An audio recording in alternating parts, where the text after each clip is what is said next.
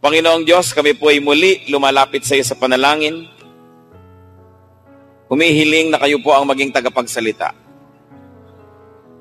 Ayaw naming marinig ang tinig ng kapwa-tao lang namin. Gusto po namin, Panginoon, ang tinig niyo madinig ng aming puso.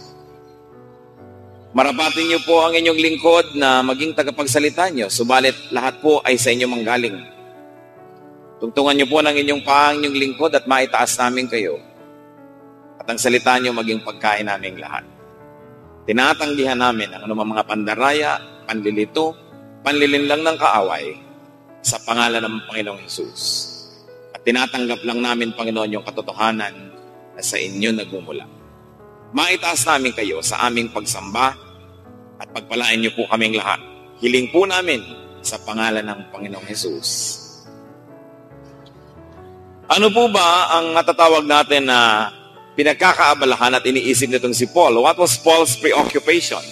Sa Philippians 3:13, sabi po niya, I press on toward the goal to win the prize for which God has called me heavenward in Christ Jesus. At kung babasahin po natin sa Contemporary English Version, na higit lalong madaling maunawaan, sabi po niya, I run toward the goal so that I can win the prize of being called to heaven. This is the prize that God offers because of what Christ Jesus has done. At pag atin pong pinag-isip-isip yung ating goal, yung fulfillment, yung dapat mangyari, I like to take a look at Paul's 5-point goal. 5 punto na sa kanya pong sinabi at itinuro ay dapat mangyari sa mananampalataya. Kahit ito po ay isang individual na tao o isang collective group tulad ng mga kapatiran o mga iglesia.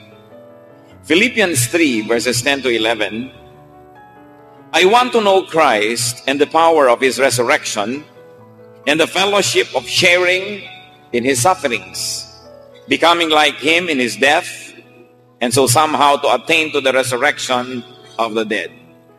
At payagan niyo po akong muli basahin ito sa Contemporary English Version na lalong nagpapalinaw ng ilang mga bagay. All I want is to know Christ and the power that raised Him to life. I want to suffer and die as He did, so that somehow I also may be raised to life. So ano po yung 5 na mga layunin na dapat mangyari sa ating buhay? Sabi ni Paul, unang-una, I want to know Christ. Kung tayo po bilang individual na mananampalataya at bilang pamilya ng Diyos, isang kapatiran at iglesia, isa ito sa 5 bagay na ating hinahangad na matupad, to fulfill, tayo ay nasa tamang landas at hindi tayo maring mabigo. Sabi niya, I want to know Christ. To know Christ is to know His work, to know His teachings, and to know His person.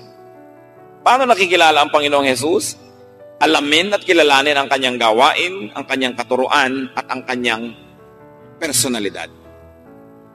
Hindi maaaring mahalin ang sinuman na hindi siya nakikilala muna. At hindi maaaring makilala ang sinuman nang hindi mo natin nakakasama, nakakadaupang palad, at nakakasabay maglakad. In other words, you cannot know anyone unless you really walk with them. At sabi nga nila, to walk in their shoe. Paano po natin makikilala si Kristo? Dapat gawin natin ang gawain ni Kristo. Siyempre, dapat nating alamin ang kanyang katuruan. Yan nga ang ginagawa sa mga Bible studies, sa mga preachings, ating mga memory verses, ating personal devotions.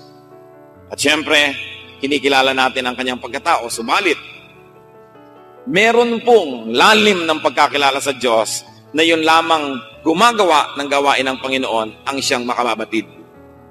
Para po bang yung mga dating mga anak na naging magulang, sasabihin ng isang babaeng nagkaroon na ng anak, ngayon ko lang naintindihan ng nanay ko kasi naging nanay na rin ako. Sasabihin ng iba, ngayon ko lang naintindihan yung boss namin, yung manager namin, ngayong manager na rin ako. Ngayon ko lang naintindihan yung pastor, nung naging pastor na rin ako. Kaya mga kapatid, maiintindihan lang natin si Kristo pag ginagawa na natin yung gawain niya. Kaya mahalaga is to know Christ. Hindi lang makilala sa isip, kundi pag ginagawa natin ang ginagawa niya, pinapatawad natin yung pinapatawad niya, tinitiis natin yung tiniis niya, nilalakaran natin yung landas na nilakaran niya, dun natin siya nakikilala ng lubos. At isa yan sa 5-point goal ni Paul. Pangalawa, sabi niya, I want to know the power of Christ's resurrection. The power that raised Him to life. Sabi, gusto kong makilala si Kristo at gusto kong mabatid, gusto kong malaman, gusto kong maunawa yung kapangyarihan na nagpabangon sa Kanya mula sa kamatayan. Ito yung kapangyarihan na nakatatalo sa kamatayan. Kapangyarihan na nakatatalo sa kasalanan. Kapangyarihan na nakapagwawagi maging sa kamatayan. At sabi ni Pablo, gusto kong malaman ang ibig sabihin ng kapangyarihang yon. Meron po mga tao, kung alam nila ang tungkol sa electrical power, ang dami nilang nagagawa kasi nauunawaan nila yung power ng kuryente. Yung mga iba, naunawaan nila yung atomic power, kaya nakakagawa sila ng atomic energy. At kahit pa nga gumawa ng atomic bomb, nagagamit nila para sa kanilang mga kagustuhan. Yung nakakaunawa ng nuclear energy, maraming power silang naiintindihan at nagagamit because of nuclear power. Ano pa kayang kapangyarihan na naghihintay sa atin kung naintindihan natin yung power that raised Jesus from the dead? Kung nauunawaan natin yung kapangyarihan yon, matatakot pa kaya tayo sa konting bagyo, konting baha? Matatakot pa kaya tayo sa konting karamdaman, mga pagdurusa, at maging sa kamatayan? That is why it is worth knowing. Pag pinag-usapan po natin, ano ba yung goal natin na dapat ma-fulfill? To know the person of Christ, to know the power that raised Him from the dead. And that means to be intimate with that power. To receive that power and to use that power. Ngayon, hindi naman laging pag sinabi nating kapangyarihan na nakakapagpabangon sa patay, laging physical na ang ibig sabihin na may mga taong namatay, papabangunin mo sa kamatayan. Sapagkat marami pong tao, kahit humihinga, kahit naglalakad, sila'y patay. Patay ang espiritu, patay ang pag-asa, patay ang damdamin. At kung tayo'y may kapangyarihan ni Kristo at kilala natin siya personally, sa ating mga panalangin, sa ating mga payo, sa ating pakikipag-fellowship sa mga taong patay, nagkakaroon sila ng buhay. Therefore, we are also instruments in raising people from the dead. Kaya marami pong mga antas ang kahulugan ng mga sinasabi sa Biblia, hindi lang laging yung literal.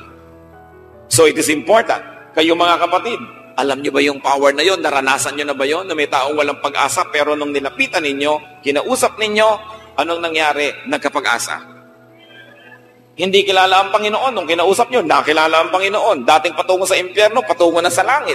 Mag-asawang maghihiwalay na, nung napayuhan nyo tayong panalangin, nagkasundo. Ito, sabi ni Paul, I want to know this power that raised Jesus from the dead.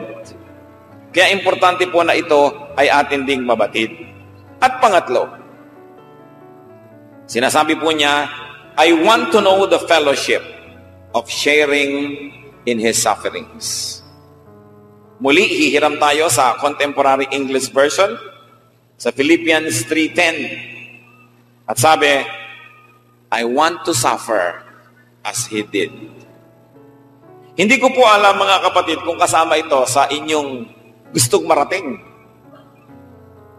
Maabot, maunawa, maranasan, magdusa, tulad ng naging pagdurusa ng Panginoong Jesus. I want to suffer as He did. Hindi po mahirap maunawa sa ating mga Pilipino yung ibig sabihin niyan, sapagkat meron tayong malalim na kaugalian ng pakikiramay. Pag may namamatayan, pati tayo nakikipuyat, pati tayo nakikiambag sa gastos, tayo'y nakikitulong, sapagkat sanay tayo at meron tayong ugat ng kaugalian ng pakikiramay. Siguro po kung aking gagawin na Filipino version, ang pagsasabi ni Pablo sa verse na ito, ay sasabihin kong, nais kong makiramay kay Kristo. Nais kong makipasan sa krus na kanyang pasan-pasan. Nais kong makilakad sa kanya sa landas na matinik na kanyang tinahak. Nais kong makipagpuyatan sa Kanya mga pananalangin. Nais kong makipaglakbay sa Kanya sa mga ilang at mga malalayong buok upang marating ang mga kaluluwang nangangailangan ng tulong. At nais ko na kung siya'y sinampalay, nasasampal din ako. At kung siya'y inulos ng sibat sa Kanyang tagiliran ay mangyari rin sa akin. At kung lumubog ang mga pako sa Kanyang kamay, sa Kanyang buto at balat at mga litid at laman, ay maranasan ko rin yun. Kasama kaya, at huwag niyo na lang akong sagutin, kasama kaya sa mga hinahangad natin ito sa buhay? Kasama kaya ito doon sa sinasabi ng ating theme, the fulfillment of our destiny. Sapagkat kung nais nating makarating doon sa lugar na kinalalagyan ngayon ng Panginoon, marapat lang na daanan natin ang lahat ng dinaanan niya. Hindi naman pwede mag-shortcut. Sasabihin natin kay Lord, magkita na lang po tayo sa langit, kayo na lang ang dumaan sa Kalbaryo. Kaya kasama ito, sabi ni Paul, I want to suffer as He did. To join Jesus in His sufferings. To accompany Jesus in His sufferings. Di po ba ganun tayo pag may mahal sa buhay? Nalaman natin, ay namatayan ng mahal sa buhay, nasunugan ang bahay, nalugi ang negosyo, nagkasakit. Agad-agad gusto nating pumunta doon, hawakan ng kanyang kamay, hagurin ang kanyang ulo, samahan siya. At maganda na iniisip natin, nais kong lubos siyang makilala. At isa sa mga paraan para mangyari yan, sasama ako sa paghihirap niya. Mayroon pong kagalakan, may kabanalan, na tanging yun lamang sumasama sa pagdurusa ng Panginoon ang nakaalam, nakakadiskubre, at nakakaunawa. To know Jesus by experiencing His experiences. Ano pong klase mga experiences yan? Yung siya po ay na-reject, tinanggihan, nilapastangan, di pinansin, pinagtaksilan, pinagsalitaan ng masasakit, sinaktan, pinagbuhatan ng kamay, naranasan niya. At tanging ang mga Kristiyano na nakakaranas din noon, alang-alang kay Kristo, ang lubos na lumalapit doon sa goal na yan, destiny of Christ-likeness. At pagkasama tayo sa suffering ni Kristo, ang noon pong nangyayari at naaabot natin, it is to be purified by godly suffering. Meron pong nakapaglilinis sa atin, nakapagsasala sa atin, at ang tawag doon, yung pagpapakasakit. Hindi ko po alam kung marami pa ngayon ang pagtuturo tungkol sa pagpapakasakit. Sapagkat halos lahat ng katuruan, lahat ng mga ideya, lahat ng mga maririnig natin, puro pagpapasarap. Sukdulan pa ngang pay, enjoy now, pay later. Saka na kayo magbayad, mag-enjoy na ngayon. Pag nakinig tayo sa mga advertisement, puro mag-enjoy ka sa buhay. Lahat na lamang ng mga umaakit sa ating pansin, puro sa kasarapan at pasarap. Subalit, kakaiba ang Kristyanismo. Sapagkat mayroong uri ng paglilinis sa ating mga karumihan. Mayroong uri ng pagpuno sa ating mga kakulangan. Mayroong uri ng pagpapalakas sa ating mga kahinaan na tanging sa pagpapakasakit lamang natatagpuan. It is a mystery that there is a sort and there's a kind of purification that is achieved only through suffering. Kaya nga po kahit sa mga artista, pag lumalalim na ang karanasan ng taong artista, nasasaktan na sa buhay, marami nang naranasang hapdi, kirot at pait, gumagaling sa pag-arte. Sapagkat lumalalim ang pinagkukunan niya ng kanyang karanasan at pangunawa. Kaya sabi sa Romans chapter 5, verses 3 to 4, not only so, but we also rejoice in our sufferings, because we know that suffering produces perseverance. Perseverance produces character. Character produces hope.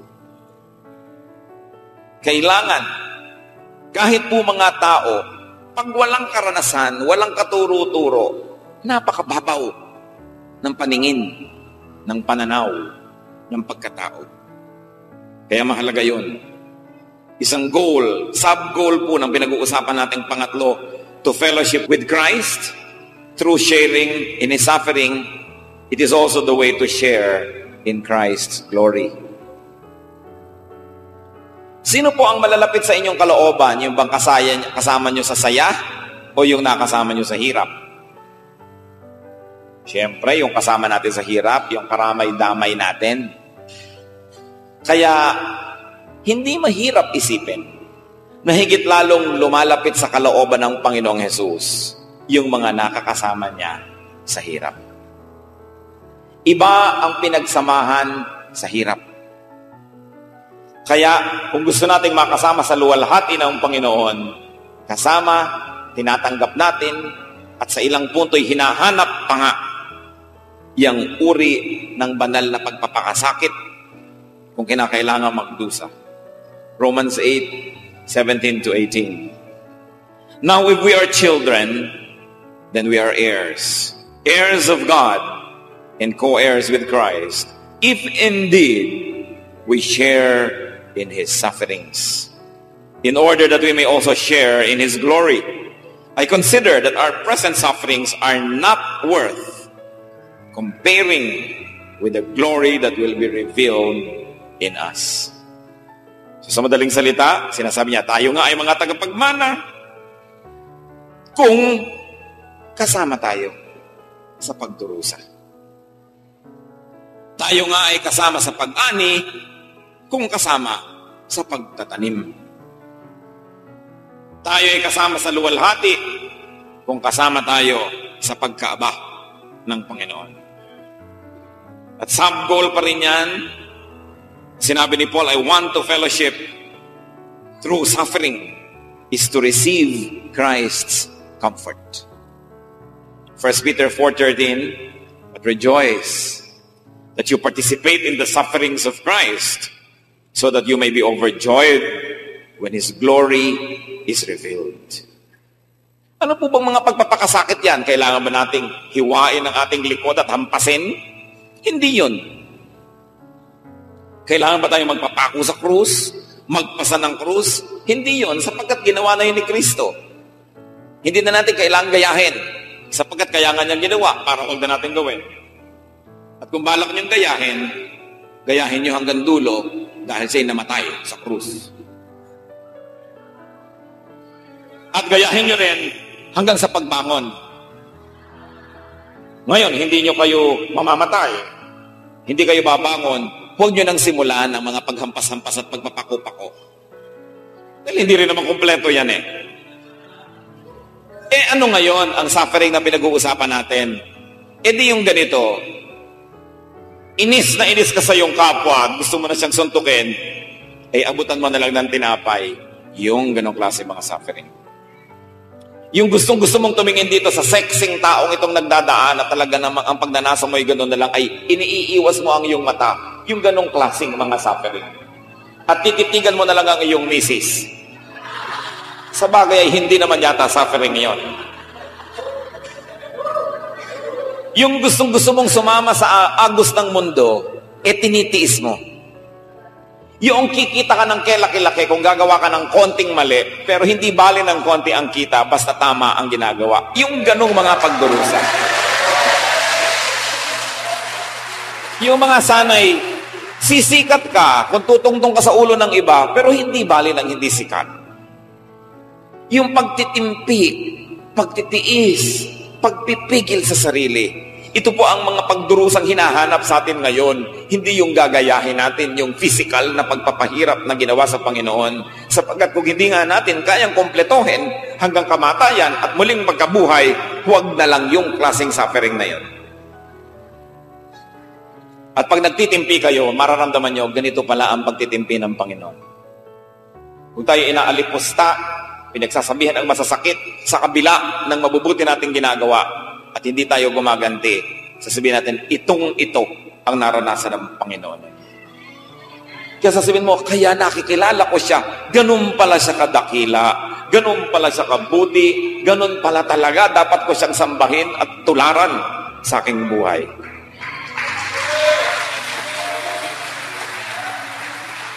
At dahil doon, because we fellowship with Christ in His sufferings, there is another thing that happens. It is to fellowship with fellow believers. Because when you fellowship with Christ, you fellowship with everyone else fellowshipping with Christ. So hindi pwedeng, ayoko sumali sa fellowship na to kasi hindi ko gusto yung church na yun eh. Ayokong sumali sa grupong yan kasi ayaw ko yung taong yon. Pag kayo ay anak ng Diyos, ang mga ibang anak niya ay kapatid nyo. So bakit mo iiwasan? Bakit mo lalayuan? Kaya kasama rin ko minsan yon sa pagdurusa. Dahil hindi naman laging masarap makipagsalamuha sa iba't ibang mga uri ng Kristiyano. Meron din pagtitiis. May pagpapasensya, may pagbubulag-bulagan, may pagbibingi-bingihan. Pero lahat ng yan, di natin inaalintana sapagkat kung hindi ka makikipag-fellowship doon sa mga kapatiran na yon, di hindi ka rin makikipag-fellowship kay Kristo na kanila rin Panginoon. Pero kahit hindi madali, talaga namang hindi madali mabuhay. Mahirap gumawa ng tama, di po ba? Pero mahirap din namang gumawa ng mali. Mahihirapan na rin lang tayo sa tama na.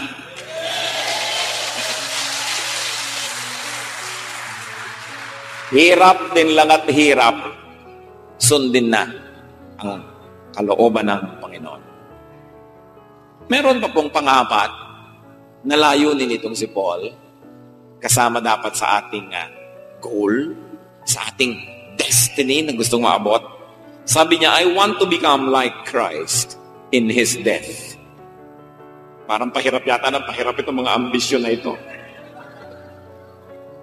Sabi sa Philippians 3:10, sa CEV, Contemporary English Version, I want to die as He did.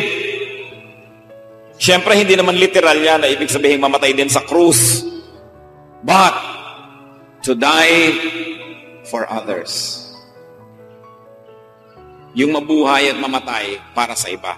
Mga kapatid, hindi nyo na kailangang ipain ang inyong katawan sa bala para iligtas yung iba o akuin ang kamatayan ng may kamatayan, kunin ang kanilang mga sakit at kung ano-ano. Yung mabuhay lang tayo para sa ating kapwa ay katumbas na rin ng mamatay para sa kanila.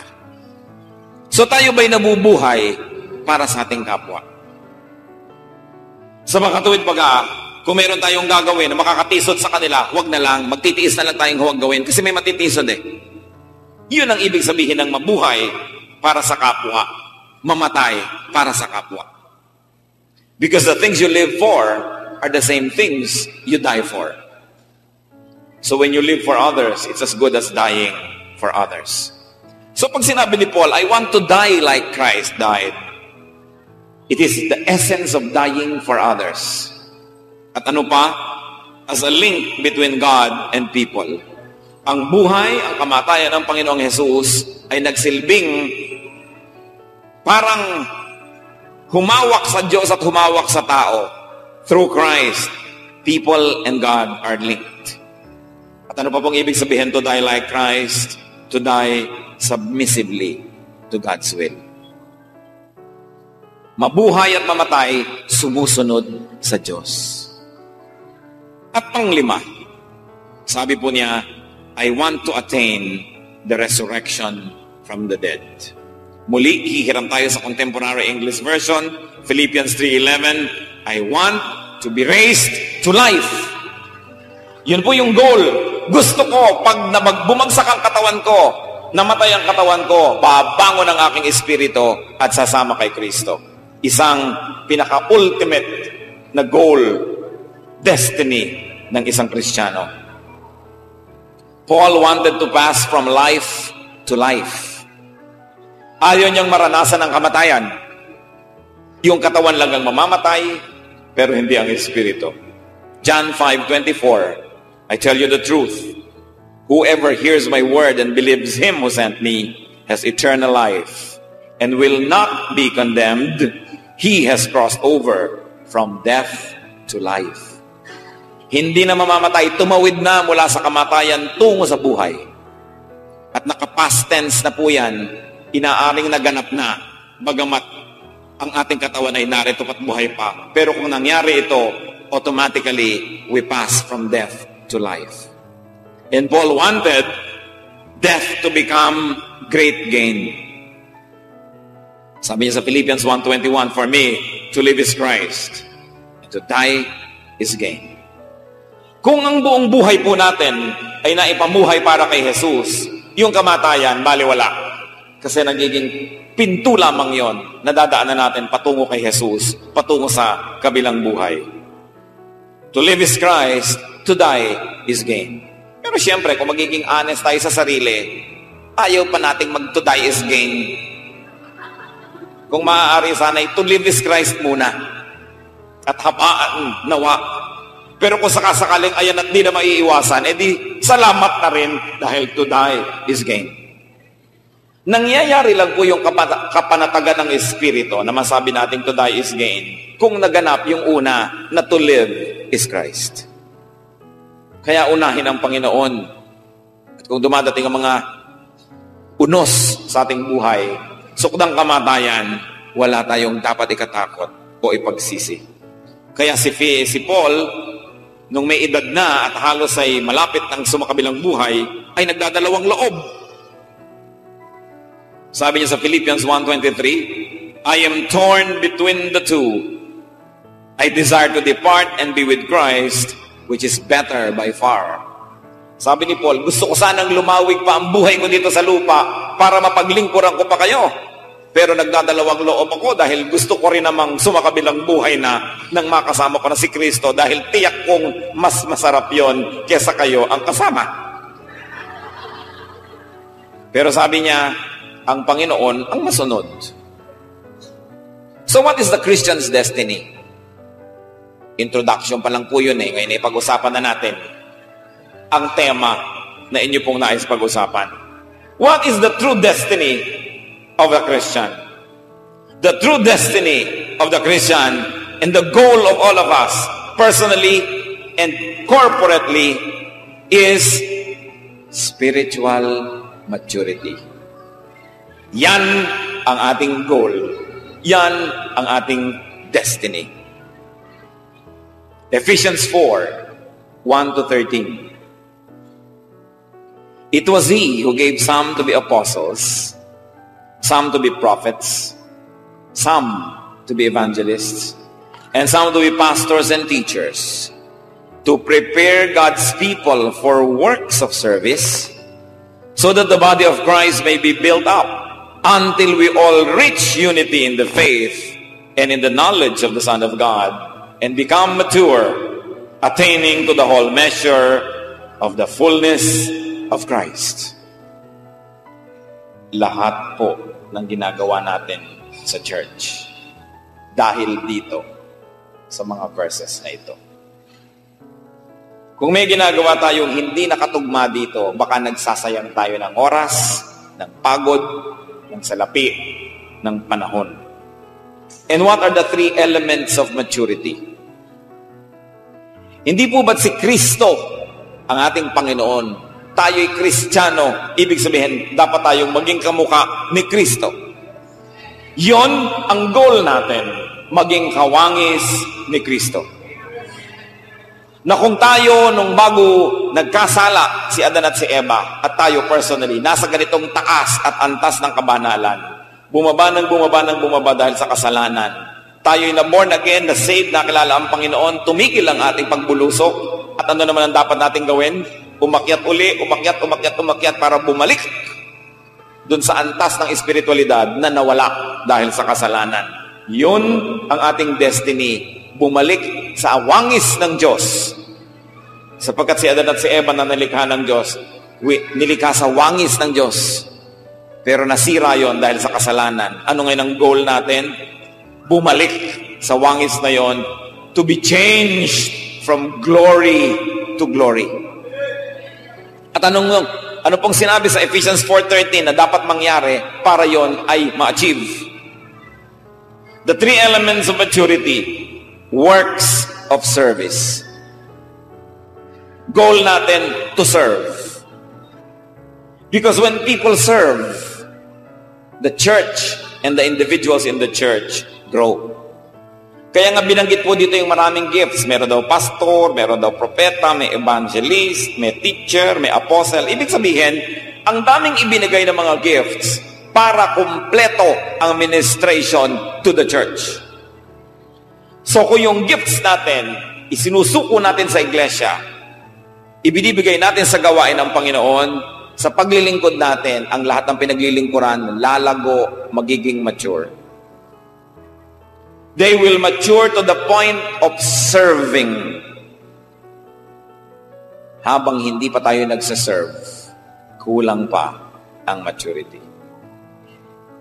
If you are not yet doing household chores in the house of God, you are not really a member of the family. You are only a guest. Kaya kailangan goal po natin, mga kapwa lingkod ng Diyos. Bawat isang miyembro may paglilingkod. Hindi lang sila nauupo ron. Kasi yung mga nakaupo na walang ginagawa, yan ang nagiging mga pintasero at pintasera.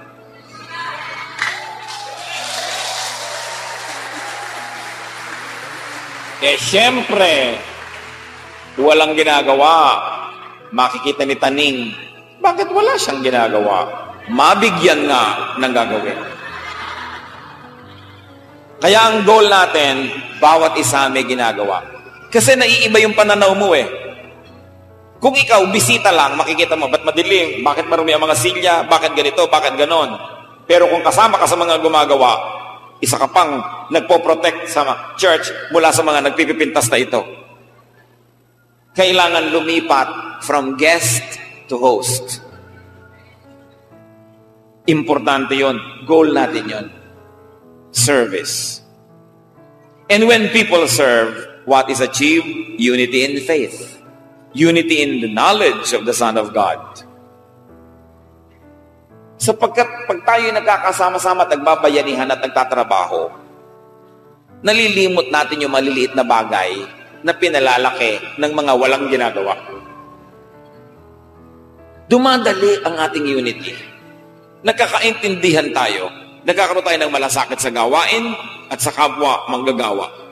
At ang kasunod noon, the fullness in Christ. We achieve the fullness of Christ. Because Christ came to serve. So those who are going to be like Christ must serve. Kaya dapat ginagawa natin ang trabaho ng Panginoon. So there is maturity in order to attain the fullness of Christ. So ano pong goal natin? Dalawa lang ang goals ng buhay. Pag hindi pa tayo ligtas, wala pa tayo kay Kristo, pabulusok tayo sa impyerno, goal number 1, tumigil ang pagbulusok at huwag tumuloy sa impyerno. That is achieved when you accept Jesus as Savior. Pangalawang goal ng buhay, hanggang mamatay na ang ating katawan at tayo'y tawagin na ni Kristo. Una, hindi po ba pigilin ang pagbagsak, maligtas? Pangalawa, bumalik doon sa wangis ng Diyos na nawala dahil sa kasalanan. Yun lang ang goal ng buhay. Ano ba kayo ngayon? Saved na ba kayo? Kung saved na tayo, kilala na natin ang Panginoon, isang natitira na lang nating goal, maging kawangis ni Kristo. And it happens not by accepting Jesus as Savior, dahil yung by accepting Jesus as Savior, tumigil ang ating pagbulusok. But because you also accept Him as Lord, susundin mo siya, then taas ka ngayon ng taas, taas ng taas, babalik ka na ngayon. Kaya may mga papaba at may mga pataas, pero hindi yan spaghetti. Ang pagbaba ng ating espiritu, kailangang itaas. And our goal is habang nabubuhay, habang hindi pa tayo suma sa kabilang buhay, more and more, day by day, moment by moment, we are more and more like Christ. Ngayon, kung yung sungit ninyo 5 years ago, sungit pa rin nyo ngayon, isa kayong malaking kabiguan. Kung yung mga struggles yun nung araw sa mga tukso, 3 taon ang lumipas, 7 taon, yun pa rin, walang nangyayari. Sapagkat alam niyo po ba mga kapatid, ito'y totoo. Maski yung mga kahinaan natin, mga tukso sa buhay, pag araw-araw, kahit konti-konti, pinaglalabanan natin, tinatalikuran, tinatanggihan, dumadating ang punto na kayo may alukin, ayaw nyo na. Kasi nagbago na kayo. So meron daw 3 uri ng kabanalan. Kabanalan na huwag tayong manigarilyo, nakikita tayo ng mga kapatiran. At least merong pinangingimian. Diba? Mabuti-buti na kaysa sa wala. Huwag ka magmurami, nakakarinig na kapatiran. Diba? Ayus-ayusin ang kilos at nandyan si pastor. Diba? Mga mag-asawang nagpapangayak, ayan si pastor. Ngitian sila sa isa't isa. At least, kabanalang pakitang tao. Nakakatulong na rin. Pangalawang kabanalan. Ayoko magsigarilyo, hindi dahil may mga tao, kundi masama yan eh. Pero, gustong-gusto kong manigarilyo at nagdurusa ako at ako'y balisag-balisag. Gustong-gusto kong gawin pero ayaw ng Diyos, hindi ko pa rin gagawin. Pangalawang level yon. Nagpapakabanal pero hirap na hirap. Okay? So pangalawang level, tumaas-taas na. Pangatlo mga kapatid, at ginagarantay ako sa inyo, this is achievable. Hindi na ako maninigarilyo, kaya may taong nakatingin, kaya wala. At hindi dahil lang ayaw ng Diyos, pero gusto ko't hirap na hirap tuloy ako. Kundi, nabago na talaga ako at ayoko na.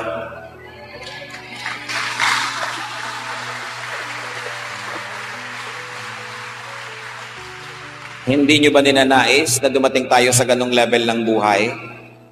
Na yung kabanalan is what is natural to us and it is not the result of too much struggling. Yun ang tunay na kalayaan. Hindi yung, bakit ka nakangiti sa biyanan mo? Bakit ka nakangiti sa biyanan mo? Nandiyan ang asawa ko eh. Kung wala lang siya. Ngayon, o bakit ka nakangiti sa biyanan mo? Wala naman ang asawa mo.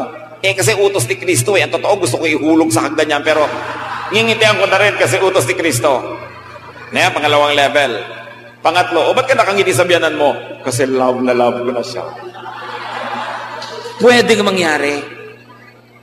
At pag sinasabi natin, ano ba ang destiny natin? Yung bago man lang tayo, bawian ang buhay, makarating tayo sa ganong antas na ang kalinisan, kabanalan is already our second nature and not because of too much struggling. Nakararating ang tao doon at napakalaki pong bagay yung may nananalangin para sa inyo. Kaya sasabihin nyo, alam mo, itong struggle ko, ipanalangin nyo ako. Dumadating ang panahon, napapansin mo, bakit wala na akong struggle yata? Yun ang power of prayer. Kaya nasa naman kayo mga kapatid sa 3 antas ng kabanalang ito. Hindi siguro pwedeng isimplify na nasa 1 ako o 2 o 3. Kasi pwede natin sabihin, sa ganitong larangan, nasa 3 na ako. Pero sa ganitong area, 1 pa lang ako eh. Sa ganong area, nandun ako sa 2. Kasi marami tayong compartment sa buhay. But ang sabi ni Paul, my goal is to be like Christ. So pag sinabi natin yung pressing towards the goal, know Christ, know the power of Christ, fellowship with Christ through His suffering, become like Christ in His death, and become like Christ in His resurrection. This is our goal. And God promised that He will be with us in our struggle towards this goal. Yan po ang ating destiny. The destiny of God's people is to be like God.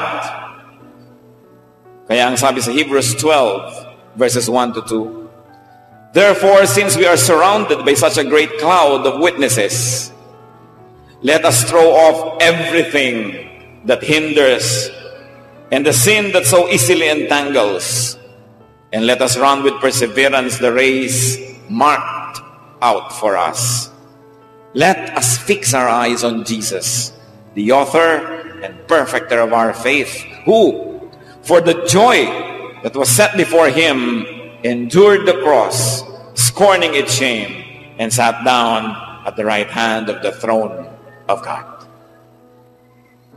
Malinaw dapat sa atin kung ano ang ating goal. Hindi nating goal na magka-building ang church, makabili ng ganitong gamit, ng ganong sasakyan. Yon ay mga kasangkapan lang para matupad yung tunay na goal. Ang tunay na goal, makilala si Kristo, maunawaan ang kanyang turo, magawa ang kanyang mga gawain, madamayan siya at masamahan sa kanyang mga pagdurusa, at kung mamatay man tayo, mamatay ng tulad niya. Pag clear ang goal, dumadali ang paglapit doon. Ano po ang hadlang sa inyong personal na buhay para ito mangyari? Ano ang hadlang sa ating church life para mag-mature ang higit lalong marami nating mga kapatiran? Panginoong Diyos, kayo po na siyang nag-atas na kami ay lumago at lumalim sa pananampalataya. Kayo rin ang nilalapitan namin ngayon sa pagkilala ng mga kakulangan pa, ng mga kalayuan pa namin dito sa hangaring ito, sa goal na ito, sa destiny namin. Nawa ang iyong kapangyarihan ay kumilos sa aming kalagitnaan. Kumilos kayo, Panginoon, sa aming buhay. Maunawaan namin ang higit pang iyong mga katuruan. At hindi na namin kailangan madagdagan ng alam, ang kailangan lang gawin ang dapat. Gawin ang alam na, sundin ang tama. At nang sa ngayon, Panginoon, lumapit kami dito sa destiny of your people. To be like you. Patuloy na bigyan mo sila, Panginoon, ng lakas na nagmumula sa inyo lamang. Pagbuksan mo, Panginoon, ang bintana ng kalangitan at padaluyan mo ng maraming pagpapalang espiritual. Ilapit mo ang iyong loob lalo na at Panginoon at palapitin mo kami sa iyo. At ang mga hadlang na ibinibigay ng kaaway, aming winawasak sa pangalan ng Panginoong Jesus. Mga hadlang na personal, hadlang na mga pansariling mga kagustuhan, hadlang ng kasalanan at mga pagkakagulo-gulo at mga di pagkakasundo-sundo, we reject, we rebuke in the name of Jesus. And we pray, Father, that your perfect will may be done. Na kung dumating ang panahon na humarap kami sa iyo sa pagtawag mo sa amin, makikita mo, Panginoon, na naganap ang dapat maganap. Kami ay lumapit sa wangis ng iyong anak na si Jesus. Mangusap kayo sa bawat isa. At kayo, Panginoon, ang pangalan na aming itinataas. At kayo naman ang nais naming mabigyan ng paluburan. Ang lahat ng ito, Panginoon, dinadalangin namin ng may pasalamat sa pangalan ng iyong anak na si Jesus.